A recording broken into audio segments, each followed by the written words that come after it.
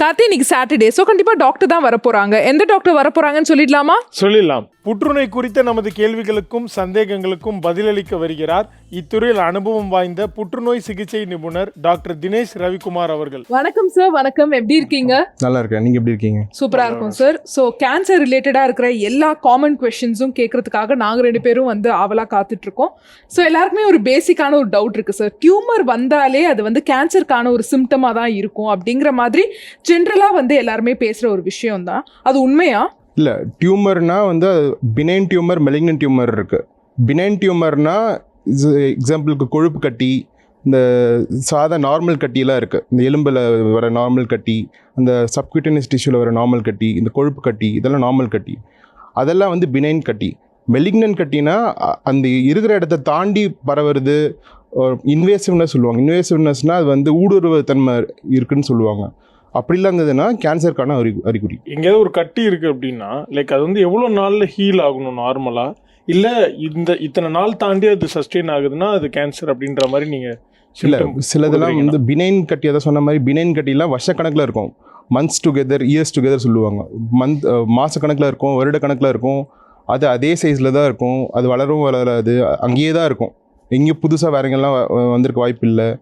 பினைன் கட்டியில் வலியெலாம் வராது. அப்புறம் இந்த ஸ்வெல்லிங் பெருசாக கூட இந்த இன்ஃப்ளமேஷன் சொல்லுவாங்க, இந்த ரெட்னஸ்ஸு அதெல்லாம் வராது பினைன் கட்டியில்.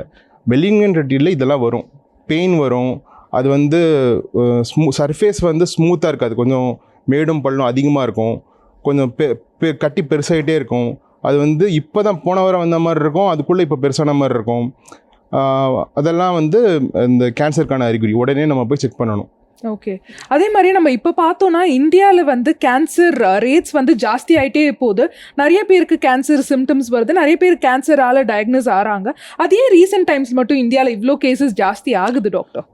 ஃபஸ்ட்டு வெஸ்டர்ன் டயட் நம்ம ஃபாலோ பண்ணுறோம். நம்ம ப்ராப்பர் வெஸ்டர்னைசேஷன் ஆகிட்டோம். நம்ம அர்பன் ரூரல் இருக்குது, நகர்ப்புறம் கிராமப்புறம். நகர்ப்புறத்துலலாம் எப்பயோ இந்த 20 வருஷம் முன்னாடியே நம்ம வெஸ்டர்ன் கல்ச்சருக்கு மாறிட்டோம். டயட்டும் வெஸ்டர்ன் கல்ச்சர் மாறிட்டுருக்கு.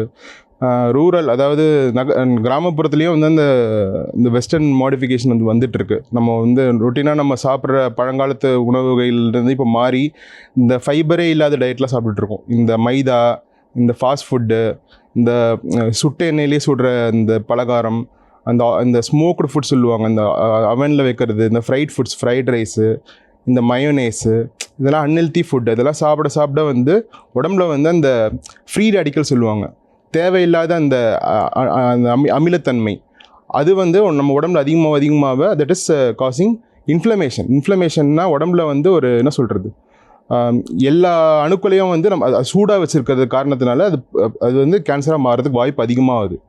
ஸோ இதெல்லாம் சாப்பிட உடல் பருமன் அதிகமாகுது. உடல் பருமன் அதிகமாக கொழுப்பு அதிகமாகுது. கொழுப்பு அதிகமாக இந்த கேன்சர் வர ரேட்ஸும் அதிகமாக சான்ஸ் இருக்குது. டாக்டர், ஜென்ரலாகவே நம்ம என்ன நினைப்போம், ஸ்மோக்கிங் காசஸ் கேன்சர், டொபாக்கோ கன்சம்ஷனால தான் கேன்சர் வருது, இல்லை ஆல்கோஹால் ரொம்ப குடிக்கிறதுனால, ஆல்கோஹாலிக்காக இருந்தால் தான் கேன்சர் வரும் அப்படிங்கிற மாதிரி தானே நம்ம கேள்விப்படுறோம். பட் இந்த மாதிரி பேட் ஹேபிட்ஸ் கன்சம்ஷன் இல்லாமல் இருக்கிறவங்களுக்கும் கேன்சர் வருது. அதுக்கான காரணம் என்ன? அதுதான் இப்போ நமக்கெல்லாம் மனுஷனாக பிறந்தாலே கேன்சர் வர வாய்ப்பு எல்லாருக்கும் அது இருக்க தான் செய்யுது. இதுவே பரம்பரையாக கேன்சர் வரவங்களுக்கு அவங்களுக்கு 2லேருந்து 3 டைம்ஸ் அதிகமாக வர கேன்சர் வர வாய்ப்பு இருக்குது. இதுவே ஸ்மோக்கிங் அண்ட் ஆல்கோஹால் குடிக்கிறவங்களுக்கு 20 டைம்ஸ் அவங்களுக்கு கேன்சர் வர்றதுக்கு வாய்ப்பு அதிகம். ஸோ எல்லாருக்கும் கேன்சர் வர வாய்ப்பு ஈக்குவலாக சான்ஸ் இருந்தாலும் இந்த ஸ்மோக்கிங், ஆல்கோஹால் இவங்க எடுக்கிறவங்களுக்குலாம் கேன்சர் வர வாய்ப்பு 20 டைம்ஸ் இட்ஸ் ஹையர். ஸோ நம்ம ரோட்டில் நடந்து போகிறோம், சில பேர் வண்டி ஓட்டுறாங்க பொறுமையாக, சில பேர் வண்டி ஸ்பீடாக ஓட்டுறாங்க. நடந்து போகிறவனுக்கும் ஆக்சிடென்ட் ஆக வாய்ப்பு இருக்குது. பொறுமையாக ஓட்டுறவனுக்கும் சான்ஸ் இருக்குது. வேகமாக ஓட்டுறவனுக்கும் சான்ஸ் இருக்குது. அதுக்கு நம்ம நடந்து போகாமல் இருக்கோமா, பொறுமையாக ஓட்டாமல் இருக்கோமா? நம்ம என்ன சொல்லுவோம், பொறுமையாக ஓட்டுங்க அப்படி சொல்லுவோம். நடந்து போங்கன்னு சொல்ல மாட்டோம், வண்டியில் வேகமாக போங்கன்னு சொல்ல மாட்டோம், பொறுமையாக ஓட்டுங்கன்னு தான் சொல்லுவோம். அதே தான் இதுக்கும். இப்போ ஸ்மோக்கிங் பண்ணுறவன், ஆல்கோஹாலிக் பண்ணுறவனுக்கு அதிகமான வாய்ப்பு இருக்குது. அதாவது ஒன்றுமே பழக்கம் இல்லாதவனுக்கு வாய்ப்பு இருக்குது. ஆனால் நமக்கு நார்மல் ஜென்ரல் பப்ளிக்கு உண்டான சான்ஸ் தான் நமக்கு இருக்குது. இதுவே பரம்பரையாக வருதுன்னா அவங்களுக்கு ஒரு டைம்ஸ் அதிகமாக இருக்கும். 5 to 10 டைம்ஸ் அவங்களுக்கு அதிகமாக இருக்கும். அம்மாவுக்கு பிரஸ்ட் கேன்சர் இருக்குது, அம்மாவுக்கு ஓவரியன் கேன்சர் இருக்குது, மார்பக புற்றுநோய், கருமுட்டை புற்றுநோய் இருக்குன்னா பெண்களும் அவங்களுக்கு செக் பண்ணிக்கணும். அதுக்கு க்ரைட்டீரியா இருக்குது. நீங்கள் கேன்சர் டாக்டர்கிட்ட போனீங்கன்னா, இது மாதிரி அம்மாவுக்கு கேன்சர் இருக்குது டாக்டர், பாட்டிக்கு இருக்குது, எங்கள் சித்திக்கு இருக்குது, அம்மா சைடில் எல்லாருக்கும் இருக்குது, இல்லை அப்பா சைடில் இருக்குதுன்னு சொன்னாங்கன்னா அவங்களுக்கு அதுக்கேற்ற ஸ்க்ரீனிங் டெஸ்ட் பண்ணுவாங்க. அவங்களுக்கு அந்த ஜெனட்டிக் டெஸ்ட்டு பண்ணி அந்த மியூட்டேஷன்லாம் கண்டுபிடிச்சாங்கன்னா அதுக்கு அது உண்டான ப்ரிகாஷன்ஸ் எடுத்துக்கலாம். ஸ்க்ரீனிங் பண்ணிவிட்டு அதுக்கு உண்டான ப்ரிகாஷன்ஸ்லாம் எடுத்துக்கலாம். நம்ம அதை தவிர்க்கலாம். அது பண்ணாமல் நம்ம பாட்டு இருந்தோன்னா, அதெல்லாம் கண்டுக்காமல் இருந்தோன்னா அவங்களுக்கு வந்து சான்ஸ் வந்து 5 to 10 times ஹை. இது நான் ஆக்சுவலாக இதுதான் கேட்கணுன்னு இருந்தோம். ஏன்னா சில பேருக்கு ஒரு காமன் டவுட் இருக்கும். நம்ம பரம்பரையாக வந்து இப்போ நம்ம தாத்தாக்கு இந்த மாதிரி ஒரு நோய் இருக்குன்னா கண்டிப்பாக நமக்கும் வரதுக்கான ஒரு வாய்ப்பு இருக்குன்ற மாதிரி ஒரு சின்ன பயம் இருக்கும். கேன்சரில் அது வந்து எந்த அளவுக்கு பாசிபிள் டாக்டர்? அதாவது பிரஸ்ட் கேன்சர், மார்பக புற்றுநோய், கருமுட்டை புற்றுநோய், இந்த வயிறு புற்றுநோய், இதெல்லாம் வந்து பரம்பரையாக வர வாய்ப்பு இருக்குது. ஸோ இதெல்லாம் அப்புறம் வந்து அந்த மலக்குடல் புற்றுநோய், இந்த குடல் புற்றுநோய், இதெல்லாம் பரம்பரையாக வர்றதுக்கு வாய்ப்பு அதிகம். ஸோ இதெல்லாம் பரம்பரையில் யாருக்காவது இருந்ததுன்னா அவங்க டாக்டர்கிட்ட போனாங்கன்னா அவங்க சொன்னாங்கன்னா அந்த மியூட்டேஷன் டெஸ்ட் பண்ணுவாங்க. அந்த கேன்சர் வந்த பேஷண்ட்டுக்கு இந்த மியூட்டேஷன் வந்து அதை சந்ததிக்கு பாஸ் அவுட் பண்ணியிருக்காங்களா, உங்களுக்கு இருக்கா, உங்கள் பையனுக்கு இருக்கா, உங்கள் பொண்ணுங்களுக்கு இருக்கான்னு டெஸ்ட் பண்ணிப்பாங்க. இருந்ததுன்னா அதுக்கேற்ற ப்ரிகாஷன் எடுத்துக்கலாம்.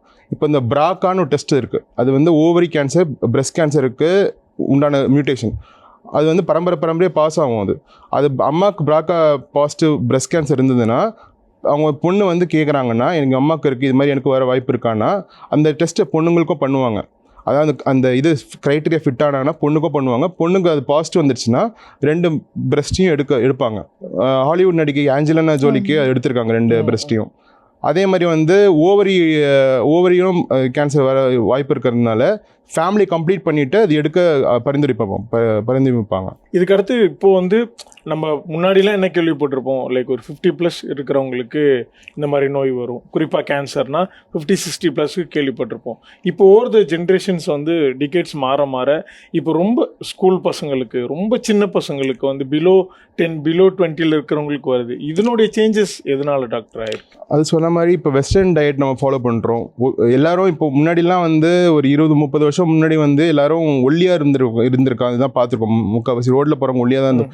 இப்போ எல்லாரும் வந்து குண்டாக இருக்கவங்க, உடல் பருமனாக இருக்கவங்க தான் பார்க்குறோம் அதிகமாக. ப்ளஸ் எக்ஸசைஸ் பண்ணுறவங்கள தான் அதிகமாக பார்க்குறோம் தவிர அது அவங்கள தான் அதிகமாக நம்ம பார்க்குறோம். எடையா அதிகமாக இருந்து குறைக்கிறவங்கள தான் நம்ம அதிகமாக பார்க்குறோம்.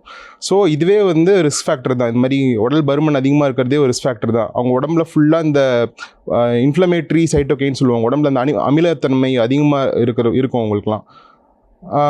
அதுவே ஒரு காரணம் தான். இந்த சின்ன வயசில் கேன்சர் வர்றதுலாம் ஒரு காரணம். அது இல்லாமல் சொன்ன மாதிரி பரம்பரை வர வியாதி இருக்குது.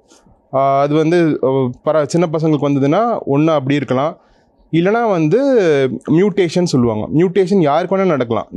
நம்மளே வயதாக நமக்கு கேன்சர் வாய்ப்பு அதிகமாக வருதுன்னா எப்படி வருதுன்னா மியூட்டேஷனால தான் வருது. மியூட்டேஷனுங்கிறதுன்றது பொதுவாக லைக் லேமன் டேர்ம்ஸில் எப்படி சொல்கிறதுனா, அதாவது மரபணுவில் ஆக்சிடெண்ட் புரியறதுக்கு நான் சொல்கிறேன் நான். அதாவது ஒரு ரோட்டில் வந்து வண்டியெல்லாம் போயிட்டுருக்கு, ஸ்மூத்தாக காரு, பஸ்ஸு, லாரி எல்லாம் ஸ்மூத்தாக டிராஃபிக்கெல்லாம் போயிட்டுருக்கு. திடீர்னு ஒருத்தர் குறுக்கா வந்து ஆக்சிடெண்ட் பண்ணிடுறான். திடீர்னு அந்த ரோடு ஃப்ரீயாக இருக்காது, எல்லாம் டிராஃபிக் ஜாம் ஆகிருக்கும்ல. அதே தான் வந்து நம்ம மரபணுலையும் நடக்கும். இப்போ வந்து நம்ம மரபணுவில் இந்த மாதிரி ஒரு மியூட்டேஷன் மரபணுவில் ஒரு ஆக்சிடெண்ட் நடந்துருச்சுன்னா அங்கே வந்து செல்ஸ்லாம் ப்ராலிஃபரேட் ஆகிட்டு தான் இருக்கும், தவிர ஆகிட்டே தான் இருக்கும். நார்மலாக வந்து செல்ஸ் ப்ராலிஃபரேட் ஆகும், வயதான செல்ஸ்லாம் இறந்து போகும் நம்ம நார்மல் பர்சனுக்கு. ஆனால் கேன்சர் பேஷண்ட்டுக்கு இந்த ஒரு இந்த மரபணுவில் ஆக்சிடெண்ட் நடக்கிறதுனால மியூட்டேஷன் ஆகிட்டே அந்த ப்ராலிஃபரேஷன், அதாவது அந்த செல்ஸ்லாம் உயிரணுக்கள்லாம் வளர்ந்துட்டு போயிட்டே இருக்கும். அதே சமயம் இந்த வயதான செல்ஸ்லாம் இறந்து போகாது அந்த ஆக்சிடென்ட்னால. ஸோ அது வந்து கேன்சராக நமக்கு மாறுது. அதே மாதிரி இப்போ காரம்லாம் அதிகமாக சாப்பிட்றவங்களுக்கும் கேன்சர் வரதுக்கான வாய்ப்புகள் ஜாஸ்தின்னு சொல்கிறாங்களே, அது உண்மையா டாக்டர்? அது காரம், இந்த காரத்தில் வந்து இந்த கெப்சைஸ்ன்னு ஒரு கெமிக்கல் இருக்குது. அது சில ஸ்டடீஸில் வந்து சைனாவில் பண்ண அந்த ரிசர்ச்லலாம் வந்து அது கேன் காஸ் கேன்சர் சொல்லியிருக்காங்க. அதெல்லாம் சின்ன ஸ்டடீஸ் தான். கேன் காஸ் கேன்சர் தான் சொல்லியிருக்காங்க சின்ன ஸ்டடீஸில். ஆனால் வந்து பெரிய ஸ்டடீஸ், இந்த சின்ன ஸ்டடீஸ் எல்லாம் சேர்த்து பண்ணுற ஸ்டடி மெட்டா அனாலிசிஸ் சொல்லுவாங்க, பெரிய ஸ்டடி. அதில் அந்த அளவுக்கு ப்ரூவன் கிடையாது. அதனால் நம்ம வந்து ப்ரூவன் கிடையாதுன்றதுனால நம்ம வந்து சாப்பிட்லான்னு சொல்ல முடியாது, அவாய்ட் பண்ணிக்கிறது நல்லது. ஆனால் இதெல்லாம் இந்த ஜங்க் ஃபுட்டு, இந்த கொழுப்பு நிறைந்த ஃபுட்டு, இந்த ரெட் மீட்னா இந்த மாமிசம், சிகப்பு மாமிசம், இந்த மட்டன், பீஃபு, அதெல்லாம் வந்து கேன் காஸ் இது மலக்குடல் புற்றுநோய். ஓகே, ஆமாம். அதெல்லாம் நம்ம உடம்புல நம்ம செரிக்க இந்த ரெட் மீட்லாம் செரிக்க இந்த அமிலம் தன்மையெல்லாம் வந்து நம்ம மோஷன் போகிற இடத்துல வந்து தேங்கிறதுனால அந்த இடத்துல தேங்கிறதுனால அங்கே ரியாக்ஷன் ஆகிட்டு அங்கே இந்த மலக்குடல் புற்றுநோய் வர்றதுக்கு வாய்ப்பு அதிகம். அதே மாதிரி வந்து ப்ராசஸ்டு ஃபுட் வந்து ரொம்ப அன்ஹெல்த்தி அப்படின்றத நம்ம நிறைய நாள் பார்த்துருக்கோம். பட் அது மூலிமா கேன்சர் வரதுக்கான வாய்ப்பு இருக்குது. அந்த ப்ரிசர்வேட்டிவ்ஸ் இல்லை ப்ராசஸ் ஃபுட், பேக்டு ஃபுட்ஸ் அந்த மாதிரி. அதனால எவிடன்ஸ் எதுவும் கிடையாது. ப்ராசஸ் ஃபுட்ஸ்னால வந்து இது மாதிரி கேன்சர் வரும்ன்ற எவிடன்ஸ் எதுவும் கிடையாது. பட் அவங்க என்னத்தை ஆட் பண்ணுறாங்க, என்னத்தை இது பண்ணுறாங்கன்றது தெரியாது நமக்கு. ப்ரிசர்வேட்டிவ்ஸ்லாம் சில இதெல்லாம் ப்ரீமிலிங்டாக சில கெமிக்கல்லாம் லைக் கார்சினோஜெனிக்குன்னு சொல்கிறாங்க. அதை நம்ம பார்த்து நம்ம யூஸ் பண்ணுறது நல்லது. சில அதெல்லாம் வந்து நம்ம ஃபுட் கண்ட்ரோல் சேஃப்டி அந்த கவர்மெண்ட் ஆஃப் இந்தியாவிலே அதெல்லாம் பார்த்து தான் நமக்கு வந்து அந்த மேனுஃபேக்சர் பண்ண அலோவ் பண்ணுறாங்க. ஸோ நம்ம இப்போ வரைக்கும் நம்ம அதெல்லாம் சாப்பிட்லாம், அதெல்லாம் ஒன்றும் பிரச்சனை இல்லை. எல்லாம் கவர்மெண்ட் சூப்பர்விஷன் நடக்கிறதுனால பெரிய இது இருக்காது. இன்னொரு காமன் டவுட், கான்ஸ்டிபேஷனும் வந்து கேன்சருக்கான ஒரு அறிகுறி இல்லை அதுக்கான ஒரு வழி எடுத்து கொடுக்குமா டாக்டர்? கான்ஸ்டிபேஷன் மக்களுக்கு அதிகமாக இருக்குது. அதுக்கு காரணம் வந்து சாதாரண காரணம் தான் மோஸ்ட்டாக. இது மாதிரி வந்து ஃப்ரூட்ஸ், பழங்கள், காய்கறி வகைகள் அதிகமாக சாப்பிடாதவங்களுக்கு, அந்த ஃபைபர் சத்து இல்லாதவங்க சாப்பிட்றவங்களுக்கு வந்து கான்ஸ்டிபேஷன் வரும். இந்த மைதா, இந்த ப்ராசஸ்ட் ஃபுட்ஸு, பேக்கடு ஃபுட்ஸு இதிலெல்லாம் வந்து மைதா தான் இருக்குது, இதிலெல்லாம் ஃபைபரே கிடையாது. அதெல்லாம் சாப்பிட்றவங்களுக்கு வந்து கான்ஸ்டிபேஷன் வரலாம். நீரே இல்லை, டீஹைட்ரேஷனாக எப்பயுமே நீரே தண்ணி குடிக்காதவங்களுக்குலாம் இதுமாரி கான்ஸ்டிபேஷன் வரலாம். அதே மாதிரி சில சமயம் வந்து சில பேருக்கு நார்மலாகவே கான்ஸ்டிபேஷன் இருக்கும், எப்பயுமே இருக்கும், ஸ்ட்ரெஸ்னால் வரலாம். அதெல்லாம் சாதாரணமாக எல்லாருக்கும் வர காசஸ். கேன்சர்னால கான்ஸ்டிபேஷன் வரலாம். அது வந்து ரொம்ப சில பேருக்கு தான் வரும். அது வந்து ரொம்ப கட்டிய முத்த விட்டோன்னா ரொம்ப அது வந்து ஆசனாவை ஃபுல்லாக அடைப்பு ஏற்படுற அளவுக்கு நம்ம முத்த விட்டுட்டு அதை வந்து அடைக்கிற அளவுக்கு பண்ணோன்னா கான்ஸ்டிபேஷன் வரதான் செய்யும்.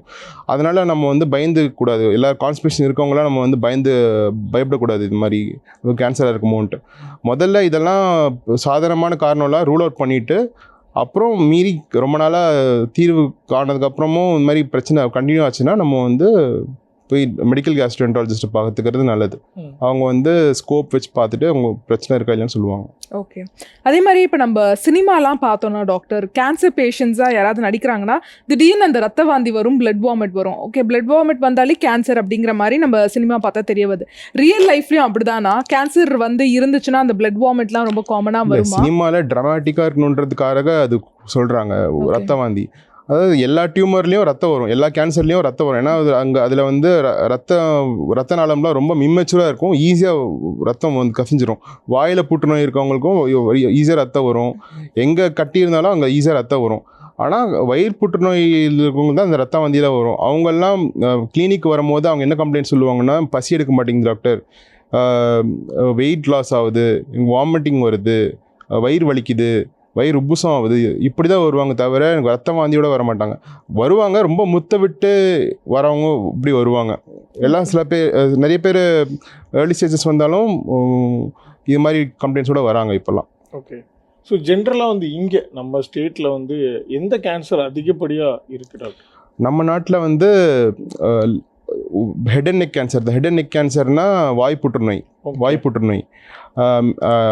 ஓவராலாக பார்த்தா வாய் புற்றுநோய் காமனு. மேல்ஸ் செப்பரேட்டாக பார்த்தா வாய் புற்றுநோய் காமன், ஃபீமேல்ஸ் செப்பரேட்டாக பார்த்தா பிரெஸ்ட் கேன்சர் காமனு. ஓவராலாக பார்த்தா வாய் புற்றுநோய் காமன். இந்த டொபாக்கோ, இந்த சிகரெட்டு, இதனால் வந்து வாய் புற்றுநோய், ஹெட் அண்ட் நெக் கேன்சர் சொல்லுவாங்க. இந்த டொபாக்கோ, சிகரெட்டு, பான், குட்கா, அதனால் வந்து வர கேன்சர் வந்து ஹெட் அண்ட் நெக்கில் எங்கே வேணால் வரலாம். தொண்டையில் வரலாம், உதட்டு கீழே வரலாம், பக்கல் மியூக்கோசா அதாவது இந்த பகுதி வெளிப்புற பகுதியில் வரலாம், உள்புற பகுதியில் வரலாம், மேலே வரலாம், நுரையீரலில் வரலாம். So head and neck cancer தான் வந்து காமனஸ்ட் கேன்சர். ஓகே டாக்டர், இப்போ கேன்சர் பேஷண்ட்ஸ்க்குலாம் வந்து சர்ஜரி மட்டும்தான் தீர்வா இல்லை ஓரல் மெடிகேஷன்ஸ் எடுத்துக்கலாமா? மெடிசின்ஸாலேயே கேன்சரை வந்து சால்வ் பண்ண முடியுமா? இல்லை, அது வந்து ஸ்டேஜிங் பொறுத்து இருக்குது. First stage, second stage, third stage, fourth stage பிரிக்கிறாங்க கேன்சர். அவங்க வந்து எந்த ஸ்டேஜில் பேஷண்ட் ப்ரெசென்ட் ஆகிறாங்களோ அவங்களுக்கு, சப்போஸ் பேஷண்ட் வந்து ஸ்டேஜ் 1 சொன்னீங்கன்னா மோஸ்ட் ஆஃப் தி கேன்சரில் சர்ஜரி பண்ணாலே குணமாயிட வாய்ப்பு இருக்குது. ரெண்டாவது ஸ்டேஜ், மூணாவது ஸ்டேஜில் சர்ஜரி கூட கீமோதெரப்பி கொடுப்பாங்க. கீமோதெரப்பின்றது ஒன்றும் இல்லை, குளுக்கோஸ் ட்ரிப்ஸ் ஏற்றுற மாதிரி தான் அதுவும். அதில் கொஞ்சம் மருந்து கலப்பாங்க தான் chemotherapy. So second stage third ஸ்டேஜில் வந்து சர்ஜரி கூட ரேடியேஷன், அதாவது ரேடியேஷன் தெரப்பி கொடுக்கலாம், கீமோதெரப்பி கொடுக்கலாம். இது second stage third stage. Fourth ஸ்டேஜ்லாம் வந்து 90% 90% வந்து சர்ஜரி பண்ணுற ஸ்டேஜில் இல்லைன்னு அர்த்தம். ஸ்டேஜ் 4நாலே கண்ட்ரோல் பண்ணுறது தான். அது வந்து கீமோதெரப்பி கொடுக்கலாம், டார்கெட்டட் தெரப்பி கொடுக்கலாம், இம்யூனோதெரப்பி கொடுக்கலாம். இதெல்லாம் கொடுத்து அவங்கள வந்து கண்ட்ரோலில் வச்சுக்கலாம். சுகர் பிபி மாதிரி கண்ட்ரோலில் வச்சுக்கலாம். பல ஸ்டேஜ் 4 கேன்சர் குணமே படுத்த முடியாதுன்னு மக்கள் நினைட்டு இருப்பாங்க. ஆனால் அது இப்படி கிடையாது. இப்போ 20 வருஷத்தில் நிறைய எவால்வ் ஆகிடுச்சு. மருந்து லேட்டஸ்ட் மெடிசன்ஸ்லாம் வந்துருச்சு. அந்த டார்கெட்டட் தெரப்பி சொல்லுவாங்க. டார்கெட்டட் தெரப்பின்னா அந்த மியூட்டேஷனை வந்து நம்ம அடிக்கிற மருந்து, அது டார்கெட்டட் தெரப்பிங்கிறது. இம்யூனோதெரப்பிங்கிறது வந்து நம்ம உடம்புல இந்த கேன்சருக்கு உண்டான எதிர்ப்பு சக்தி மட்டும் கம்மியாக இருக்கும். ஜென்ரல் எதிர்ப்பு சக்தி கிடையாது. கேன்சருக்கு உண்டான எதிர்ப்பு சக்தி மட்டும் கம்மியாக இருக்கும். அதை மட்டும் நம்ம தூண்டி கேன்சர் அழிக்கிறது தான் இம்யூனோதெரப்பி. அதெல்லாம் இப்போது இந்த லாஸ்ட் 10 இயர்ஸ் 20 இயர்ஸில் வந்திருக்கு. ஸோ அதனால் வந்து இப்போது வந்து ஈஸியாக வந்து ஸ்டேஜ் 4 கேன்சரே வந்து நம்ம சுகர் பிபி மாதிரி கண்ட்ரோல் பண்ணலாம். லங் கேன்சர்லாம் வந்து சில மியூட்டேஷன் பாசிட்டிவ் வந்துருந்தா அது வந்து நம்ம டார்கெட்டட் தெரப்பி கொடுத்து 8 இயர்ஸ் 10 இயர்ஸ் ஃபாலோ பேஷண்ட்ஸ் கூட எங்கள் ஹாஸ்பிட்டலில் இருக்காங்க. இந்த இம்யூனோதெரப்பிலாம் கொடுத்தாங்கன்னா கண்ட்ரோல் வர வாய்ப்பு ரொம்ப அதிகம். ஸோ சில ஸ்டேஜ் 4 கேன்சர் தான் நம்ம வந்து ஒன்றும் பண்ண முடியாது, கைவிட வாய்ப்பு இருக்குது. ஆனால் இப்போ நிறைய இப்போ எவால்வ் ஆகிட்டே இருக்குது இந்த மெடிசன்ஸ். இந்த கேன்சர் ஆங்காலஜி வந்து எவால்வ் ஆகிட்டே இருக்கிறதுனால இந்த மெடிசன்ஸ் வந்து எவ்ரிடே வந்து ரிசர்ச்லேயே தான் இருக்குது. ஒரு வருஷமும் வந்து ஒரு அட்லீஸ்ட் ஒரு 20-30 மெடிசன்ஸ் ரிசர்ச் பண்ணி அதை வந்து ப்ரூவ் பண்ணுறாங்க. இது வந்து இந்த கேன்சருக்கு இந்த மியூட்டேஷனுக்கு ஆக்ட் ஆகும்னு ப்ரூவ் பண்ணுறாங்க. ஸோ அதெல்லாம் வந்து இப்போ வர்றதுனால even stage 4 cancer can get cured. So இப்போ ஜென்ரலாக வந்து உங்ககிட்ட வந்து ஒரு கேன்சர் பேஷண்ட் வராங்க அப்படின்னா நீங்கள் எந்த க்ரைட்டீரியாவில் ட்ரீட்மெண்ட் ஸ்டார்ட் பண்ணுவீங்க டாக்டர்? லைக் வந்து இப்போ இவங்களுக்கு இந்த ட்ரீட்மெண்ட் இப்படி ஸ்டார்ட் பண்ணலாம் அப்படின்ற உங்களுக்கான ஒரு ஐடியாலஜி இருக்கும்ல டாக்டர்? அது காமனாக எப்படி இருக்கும்? இல்லை, பொதுவாக வந்து ஒரு பேஷண்ட் வராங்கன்னா எங்கள் ஆங்காலஜி டிபார்ட்மெண்ட் வராங்கன்னா, ஆங்காலஜி டிபார்ட்மெண்ட்டுங்கிறது ஒரு டிபார்ட்மெண்ட் கிடையாது. Medical oncologist, surgical oncologist, radiation oncologist, மொத்தம் 3 ஆங்காலஜிஸ்ட் இருப்பாங்க. இவங்க 3 பேர் சேர்ந்து எடுக்கிற முடிவு தான் நம்ம வந்து எடுத்துக்கணும். நம்ம எடுக்கிற முடிவு வந்து தன்னிச்சையாக நம்ம எடுக்க முடியாது முடிவு. இப்போ இருதய டாக்டர் எடுக்கிறாங்க, அவங்களுக்கு வந்து இந்த மெடிசன் கொடுக்கணுன்னா அவங்க கொடுத்துருவாங்க. அதே மாதிரி கிட்னி டாக்டர் வந்து கிரியேட்டின் அதிகமாக இருக்குது, இந்த மெடிசன் கொடுக்கணும்னா கொடுத்துருவாங்கன்னா, ஆங்காலஜி பொறுத்த வரைக்கும் வந்து ஒரு பேஷண்ட்டுக்கும் ஒரு டிசைன் மாதிரி நம்ம வந்து ஒரு ஆளுக்கு ட்ரெஸ்ஸு டிசைன் பண்ணுற மாதிரி. ஒரு பேஷண்ட் வந்து 30 வயசு கேன்சர் பேஷண்ட்டும் 70-80 வயசு கேன்சர் பேஷண்ட்டும் ஒன்றா இருக்க போகிறதில்ல. அவங்களுக்கு வந்து இவங்க சர்ஜரி தாங்குவாங்க, இவங்க சர்ஜரி தாங்க மாட்டாங்க. இவங்க வந்து ரேடியேஷன், இவங்களுக்கு இந்த டோஸ் கொடுக்க முடியும், இவங்களுக்கு இந்த ரேடியேஷனே கொடுக்க முடியாது. அதனால் ஒவ்வொரு பேஷண்ட்டுக்கும் கஸ்டமைஸ் பண்ணி தான் நம்ம வந்து பண்ணணும். ஸோ சில பேர் சர்ஜரிக்கு வில்லிங்கே இருக்க மாட்டாங்க. சர்ஜரிக்கு வில்லிங் இல்லாதவங்களுக்கு வந்து நம்ம ஆல்டர்னேட்டிவாக நம்ம வந்து கொடுக்குற ட்ரை பண்ணணும். ஸோ நம்ம வந்து டியூமர் போர்டு டியூமர் போர்டுன்னு அந்த 3 பேரும் உட்காந்துருப்பாங்க. Medical oncologist, surgical oncologist, radiation oncologist, கூட பெத்தாலஜிஸ்ட்டும் உட்காந்துருப்பாங்க. கூட வேறு ஸ்பெஷாலிட்டி யூராலஜிஸ்ட்டு, எல்லா ஸ்பெஷாலிட்டி டாக்டர், அந்த கேன்சருக்கு உண்டான ஸ்பெஷாலிட்டி டாக்டர்லாம் உட்காந்துட்டு கலந்து எடுக்கிற முடிவு தான் வந்து ஃபைனல் டெசிஷன். இது வந்து மோஸ்ட் ஆஃப் த கேன்சரில் இப்படி தான் வரும். ஆனால் சில கேன்சர்லாம் வந்து ஜஸ்ட்டு ஒப்பீனியன் கொடுத்தாலே போதும், அது வச்சு நம்ம ட்ரீட்மெண்ட் பண்ணிடலாம். இது மாதிரி காம்ப்ளிகேட்டட் கேஸு இந்த மாதிரி கேஸ்லாம் வந்து நம்ம டியூமர் போர்டில் வச்சு நம்ம டெசிஷன் எடுக்கிறது தான் வந்து கரெக்டான டெசிஷன். இப்போது வந்து ஊருங்க சைட்லலாம் இந்த மாதிரி பெரிய பெரிய கேன்சர் ஹாஸ்பிட்டலில் இல்லாததுனால இருக்காது. ஸோ பேஷண்ட் நார்மலாக ஒரு ஹாஸ்பிட்டலுக்குள்ளே போவாங்க. அவங்க ஒரு சாதா டாக்டருங்க வந்து கேன்சர் ட்ரீட்மெண்ட் ஸ்டார்ட் பண்ணிவிட்டு அது மிஸ்மேனேஜ் பண்ணிட்டாங்கன்னா அவங்களுக்கு அந்த கேன்சர் குணமாகாமல் இதாகிடும். ஸோ அதனால் வந்து அவங்க வந்து இது மாதிரி ப்ராப்பரான கேன்சர் ஸ்பெஷலிஸ்ட் கிட்ட போனீங்கன்னா, ப்ராப்பரான ஒரு கேன்சர் ஹாஸ்பிட்டல் போனீங்கன்னா அங்கே அவங்களுக்கு பக்காவான ட்ரீட்மெண்ட் கிடைக்கும். இப்போ எல்லா கவர்மெண்ட் ஹாஸ்பிட்டல்லையும் இப்போது ஆங்காலஜி டிபார்ட்மெண்ட்லாம் வெல் டெவலப்டு. இப்போது இந்த மாதிரி ட்ரீட்மெண்ட் தான் இப்போ கொடுத்துட்ருக்காங்க. Doctor, chemotherapy, immunotherapy and targeted therapy, இந்த 3 தெரப்பீஸில் எதில் வந்து கேன்சர் க்யூர் பண்ணுறது கொஞ்சம் ஈஸி? கீமோதெரப்பிங்கிறது வந்து முதல்ல கண்டுபிடிச்சது கீமோதெரப்பி தான். கீமோதெரப்பி இப்போ வரைக்கும் கீமோதெரப்பி தான் யூஸ் பண்ணிகிட்டு இருக்கோம். அது 2வது உலகப் போரில் வந்து ஒரு ஷிப்பில் வந்து கெமிக்கல் எடுத்துகிட்டு போயிட்டு இருந்தாங்க. அந்த கெமிக்கல் திடீர்னு அந்த பஸ்ட் ஆகிட்டு அந்த ஷிப்பில் இருந்த நிறைய பேர் வந்து ஜுரம், வாந்தி, பேதி வந்துடுச்சு. அப்புறம் தான் யோசிச்சு ரிசர்ச் பண்ணி பார்க்கும்போது தெரிஞ்சது அதில் வந்து அது கெமிக்கல் வந்து எல்லாரோட ரத்த அணுக்கள்லாம் கம்மி பண்ணுது, எல்லாரோட செல்லெல்லாம் டேமேஜ் பண்ணுறதுன்றது கண்டுபிடிச்சாங்க. அது பேர் நைட்ரஜன் மஸ்டர்ட்னு ஒரு கெமிக்கல் கண்டுபிடிச்சாங்க. ஸோ அதுலேருந்து தான் வந்து இந்த மருந்து கொடுத்தா செல்ஸ்லாம் அடியுதுன்னு சொல்லிட்டு அதுலேருந்து தான் இந்த கேன்சர் மெடிசனே வர ஆரம்பிச்சிது. 2வது உலக போர் அந்த ஷிப்பு அந்த கதையிலேருந்து தான் ஆரம்பிச்சிது. 1950 1960லலாம் வந்து ஒரு கைவிட்டுன்ற அளவுக்கு தான் மெடிசன்ஸே இருந்தது. அவர் 10 மெடிசன்ஸ்குள்ளே தான் இருந்தது கேன்சர் மெடிசன்ஸ். இதை வச்சு மேனேஜ் பண்ணிகிட்டு இருந்தாங்க. 1970 லேட் 1970ஸ்லேருந்து 2000 வரைக்கும் நிறைய கீமோதெரப்பி மெடிசன்ஸ்லாம் வர ஆரம்பிச்சிது. ஸோ அதை வச்சு ட்ரீட்மெண்ட்லாம் வந்து அதாவது கண்ட்ரோல் பண்ண ட்ரை பண்ணாங்க. ஸ்டேஜ் 4னா மற்ற 3 ஸ்டேஜுக்கும் வந்து க்யூர் பண்ண ட்ரை பண்ணிகிட்டு இருந்தாங்க. அப்போது ஒரு விதமாக நல்லா போயிட்டு தான் இருந்தது.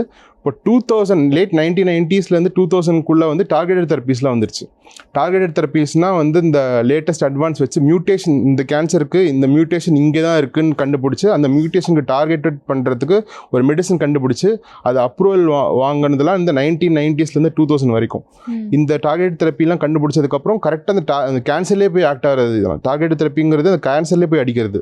கீமோதெரப்பிங்கிறது உடம்பு ஃபுல்லாக செல்ஸ் இதாகும், கேன்சர் செல் தான் சேர்ந்து டேமேஜ் ஆகும். ஸோ கொஞ்சம் சைடு எஃபெக்ட்ஸ் கொஞ்சம் அதிகமாகும். டார்கெட் தெரப்பிங்கிறது அந்த கேன்சரில் அந்த செல்லில் இருக்க அந்த மியூட்டேஷன் அடிக்கிறதுன்றது டார்கெட் தெரப்பி. அது வந்ததுலேருந்து நல்ல கேன்சர் கண்ட்ரோல்லாம் ஆச்சு. இப்போ லேட்டஸ்ட்டாக இந்த 2012லேருந்து 2016 வரைக்கும் இந்த இம்யூனோதெரப்பியில் ரிசர்ச் அதிகமாகிட்டு 2016லேருந்து இம்யூனோதெரப்பிலாம் வெளில வர ஆரம்பிச்சிது. இம்யூனோதெரப்பின்றது அதான் சொன்ன மாதிரி வந்து கேன்சர் நம்ம உடம்புல வந்து எதிர்ப்பு சக்தி இருக்குது. கேன்சர் பேஷண்ட்டுக்கு கேன்சருக்கு உண்டான எதிர்ப்பு சக்தி மட்டும் கம்மியாக இருக்கும். அவங்களுக்கு அந்த எதிர்ப்பு சக்தி மட்டும் கம்மியாக இருக்கும். அதை என்னென்னு கண்டுபிடிச்சி அதை நம்ம தூண்டி ட்ரீட்மெண்ட் பண்ணுறது தான் இம்யூனோதெரப்பி. இதை அவங்க வந்து கண்டுபிடிச்சி 2016லேருந்து மெடிசன்ஸில் வர ஆரம்பிச்சிருச்சு. இப்போ வந்து இம்யூனோதெரப்பி வந்து எல்லா கேன்சருக்கு யூஸ் பண்ணுறாங்க. இப்போது முதல்ல வந்து இப்போ ஸ்டேஜ் 4 கேன்சருக்கு மட்டும் யூஸ் பண்ணவங்க வந்து இப்போது ஏர்லி ஸ்டேஜ் கூட யூஸ் பண்ணுறாங்க. நல்ல ரெஸ்பான்ஸ் இருக்குது. சர்ஜரிக்கு முன்னாடி காணாமல் போகிற கேன்சர் கூட இருக்குது. ஸோ சர்ஜரி பண்ணி பார்த்தா கேன்சரே இருக்காது, அந்த லெவலுக்கு இருக்குது. நம்ம மக்களுக்கு தேவை விழிப்புணர்வு. இதெல்லாம் தெரிஞ்சுக்கிட்டு கேன்சருங்கிறது கொடிய நோய் இல்லைன்னு புரிஞ்சுக்கணும். அதே மாதிரி இருக்கிற எல்லா கேன்சர்ஸ்லையுமே எது வந்து கொஞ்சம் கம்பேரிட்டிவ்லி ஈஸி, இது கியூரபிள் அப்படின்னா எந்த கேன்சர் சொல்வீங்க? இது கணைய புற்றுநோய் ரொம்ப கொடிய புற்றுநோய். கேன்சர் பேங்க்ரியாட்டிக் கேன்சர் வந்து ரொம்ப மோசமான கேன்சர். ஏன்னா அது வந்து கண்டுபிடிக்கிறது கடைசி ஸ்டேஜில் கண்டுபிடிப்பாங்க. அது வந்து வலியே இல்லாமல் வளரும். அது கண்டுபிடிக்கும் போது பரவி இருக்கும். ஏன்னா வந்து அது வந்து வயிற்றுக்குள்ளே டீப்பாக இருக்கிறதுனால அது வந்து வளரதே தெரியாது, சிம்டம்ஸும் இது இருக்காது. அது வந்து பரவனதுக்கு அப்புறம் தான் முதுகு வலின்னு வருவாங்க, வயிறு உப்புசுன்னு வருவாங்க. அப்போ தான் நம்ம வந்து கணைய புற்றுநோய் கண்டுபிடிப்பாங்க. அது இருக்கிறதுலே மோசமான புற்றுநோய். அதே மாதிரி வந்து லிவரில் வர கேன்சர், இந்த பித்தப்பையில் வர கேன்சர்லாம் ரொம்ப மோசமான கேன்சர். அதுவும் இந்த மாதிரி சிம்டம்ஸ் லேட்டாக தான் ப்ரெசென்ட் ஆகும். அதுக்குள்ளே அவங்க ஸ்டேஜ் 4 ஆகிடுவாங்க. அவங்களுக்கு ட்ரீட்மெண்ட் கொடுக்கறது கஷ்டமாக இருக்கும்.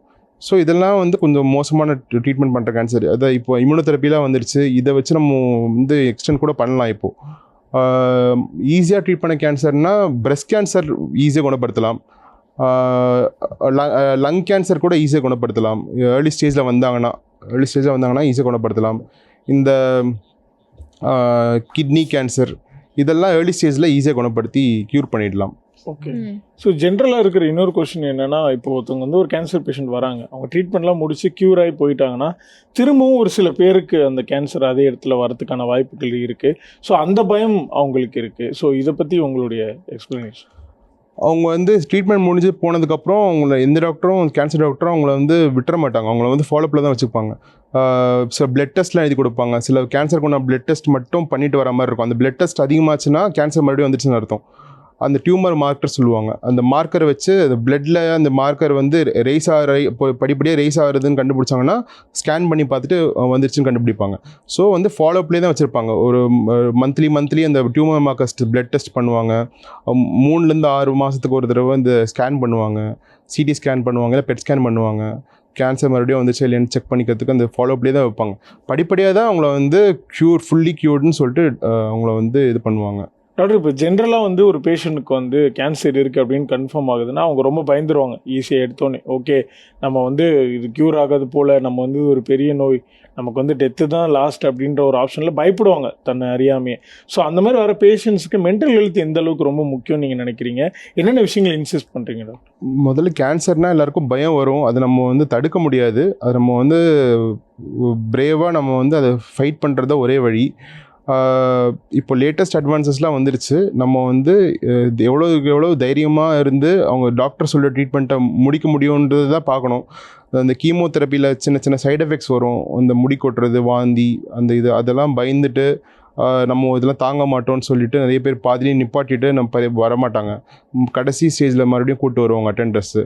இப்படிலாம் பயந்துட்டு கைவிடாமல் இந்த ஒரு குறிப்பிட்ட கீமோதெரப்பியோ என்ன சர்ஜரியோ என்ன ரேடியேஷன் தெரப்பியோ அந்த குறிப்பிட்ட டியூரேஷன் அந்த ட்ரீட்மெண்ட்டை முடிச்சுட்டு வெளில வர்றது தான் பெட்டர்.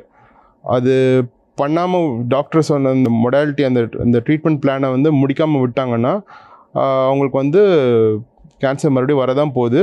அது வந்து இந்த கேன்சர் ட்ரீட்மெண்ட் பயத்தோட அந்த இது இன்னும் மோசமாக இருக்கும். அதெல்லாம் புரிஞ்சுக்கிட்டு ட்ரீட்மெண்ட் கம்ப்ளீட் பண்ணுறது தான் பெட்டர். அதே மாதிரி ஹெல்த் செக்அப் வந்து எவ்வளோ ஃப்ரீக்வெண்ட்டாக மக்கள் எடுக்கணும் டாக்டர்? ஹெல்த் செக்கப்புங்கிறது வந்து பிரெஸ்ட் கேன்சர்லாம் பொறுத்த வரைக்கும் 45 வயசு 50 வயசு தொட்டாலே மேமோகிராம்லாம் பண்ணிக்கிறது நல்லது. கர்ப்பப்பை வாய் புற்றுநோயெல்லாம் வந்து 35 வயசுலேருந்தே வந்து அவங்க செக்அப் பண்ணிக்கிறது நல்லது. இப்போ வந்து கர்ப்பப்பை வாய் புற்றுநோய்க்கு வேக்சின் வந்தாச்சு. 9லேருந்து 26 வயசுக்குள்ளே வந்து 3 டோஸ் போடணுன்ட்டு வந்தாச்சு. இந்தியாவிலே தயாரிக்கிறாங்க. செர்வாரிக்ஸ், கார்டாசில் அந்த மாதிரி வேக்சின்லாம் வந்துருச்சு. போட்டுக்கிறது நல்லது. 3 டோஸு 9லேருந்து 26 வயசு அவங்க கல்யாணம் ஆகிறதுக்கு முன்னாடி இந்த 3 டோஸ் போட்டுக்கிறது நல்லது. இதெல்லாம் ப்ரிவென்டபிள் கேன்சர். இந்த செர்விக்கல் கேன்சர்லாம் ப்ரிவென்டபிள் கேன்சர்.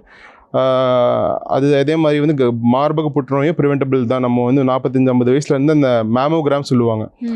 வருஷம் போய் மேமோகிராம் செக்அப் பண்ணிவிட்டு அது கட்டி இருக்கா இல்லைன்னு செக் பண்ணி சொல்லுவோம். அது மேமோகிராம்ன்றது அது பண்ணிக்கிறது நல்லது.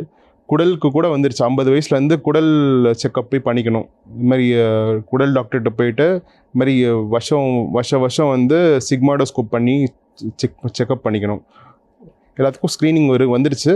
அதே மாதிரி வந்து ரொம்ப வருஷமாக சிகரெட் பிடிக்கிறவங்க அப்படிலாம் இருக்கவங்க வந்து லங் கேன்சர் கூட வந்து போனால் அவங்க வந்து போனாங்கன்னா ஸ்க்ரீனிங் பண்ண மாதிரி பண்ணுவாங்க. சிடி ஸ்கேன் பண்ணுவாங்க, இல்லை எக்ஸ்ரே பண்ணிவிட்டு இது மாதிரி ஸ்க்ரீனிங்கில் வச்சுக்கலாம் பேஷண்ட்ஸை. கரெக்ட். அதாவது கொஞ்சம் ஜோவியலாக சொல்லணுன்னா, ஆனால் சீரியஸான மேட்ரு தான். சிகரெட் பிடிக்கிறவங்களுக்கு வருது, பட் கூட டீ குடிக்க போகிறவங்களுக்கும் வருது டாக்டர். Passive smoking. ஆமாம், அதுவும் இன்ஜூரியஸ் டு ஹெல்த் தான். அதுதான் பப்ளிக் பிளேசஸில் பிடிக்கூடாதுன்னு சொல்கிறாங்க. நம்ம வந்து எவ்வளோக்கு எவ்வளோ நம்ம கேர்ஃபுல்லாக இருக்க முடியுமோ நம்ம இருந்துக்கணும். ஓகே. இன்னொரு காமனான டவுட் என்னென்னா, ப்ராஸ்டேட் கேன்சர். இது வந்து வயசானாலே கன்ஃபார்மாக இது வந்துடுறதுக்கான அதிகப்படியான வாய்ப்பு இருக்கா டாக்டர்? எதனால்? அதாவது இப்போது வந்து இது ஏன் ப்ராஸ்டேட் கேன்சருங்கிறது இப்போலாம் ரீசெண்ட் டைம்ஸில் அதிகமாக கண்டுபிடிக்கிறாங்கன்னா, பேஷண்ட் வந்து அதிகமான வருஷம் வாழ்கிறாங்க. அதிகமான வருஷம் வாழ்கிற வயசானவங்களுக்கு வர கேன்சர் சீக்கிரம் கண்டுபிடிச்சிடுறாங்க.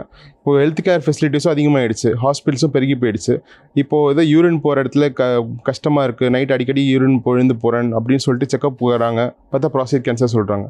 உடம்புலாம் வலிக்குது, இடுப்புலாம் வலிக்குதுன்னு சொல்லிட்டு வராங்க. அவங்களுக்கு பார்த்தா ப்ராஸ்டேட் கேன்சர் ஸ்டேஜ் 4 சொல்கிறாங்க. அதுதான் இதுக்கு வந்து அதான் ப்ராஸ்டேட் கேன்சர் வயசானவங்களுக்கு வருது. லைஃப் எக்ஸ்பெக்டன்சி அதிகமானதுனால ப்ராஸ்டேட் கேன்சர் வருது. டாக்டர், இப்போ கேன்சர் வராமல் இருக்கணும்னா என்ன மாதிரியான ப்ரிவென்ஷன் மெஷர்ஸ்லாம் நம்ம எடுத்துக்கணும்? கேன்சரை அவாய்ட் பண்ணுறதுக்கு நம்ம என்ன மாதிரி லைஃப் ஸ்டைல் ஃபாலோ பண்ணணும்? ஸ்மோக்கிங் கூடாது, ஆல்கஹாலிசம் கூடாது. நம்ம உடம்பை எவ்வளோ ஃபிட்டாக வச்சுக்க முடியுமோ அவ்வளோ ஃபிட்டாக வச்சுக்கணும். வெயிட்டை கட்டுக்குள்ளே வச்சுக்கணும். நம்ம ஜங்க் ஃபுட்ஸ் கூடாது, அவுட் சைட் ஃபுட் கூடாது. அதிகமாக ஃப்ரூட்ஸ், வெஜிடபிள்ஸ் எடுத்துக்கணும். அதில் தான் வந்து ஆன்டி ஆக்சிடென்ட்ஸ் அதிகமாக இருக்குது, ஃபைபர் அதிகமாக இருக்குது. Fibre is good for gut. குடலுக்கு அந்த நார் சத்து ரொம்ப முக்கியம். அது வந்து ஃப்ரூட்ஸ் அண்ட் வெஜிடபிள்ஸில் தான் இருக்குது. எவ்வளோக்கு முடியுமோ அவுட் சைட் ஃபுட் தவிர்க்கிறது நல்லது. முடிஞ்ச வரைக்கும் ஒல்லியாகவே இருக்க ட்ரை பண்ணணும். அப்புறம் வந்து ஸ்க்ரீனிங் பண்ணிக்கணும். ஸ்க்ரீனிங் நான் சொன்ன மாதிரி வயசானா டாக்டர்கிட்ட போய் இந்த மாதிரி கேன்சருக்கு உண்டான ஸ்க்ரீனிங் பண்ணணும்.